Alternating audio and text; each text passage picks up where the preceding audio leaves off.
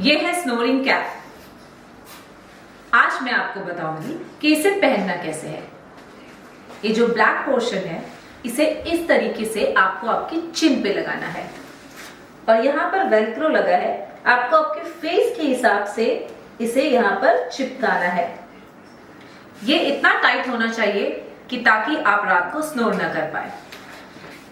और back side पे भी वेल्क्रो लगा है, आपको इस तरीके से वेल्क्रो पे चिपकाना है।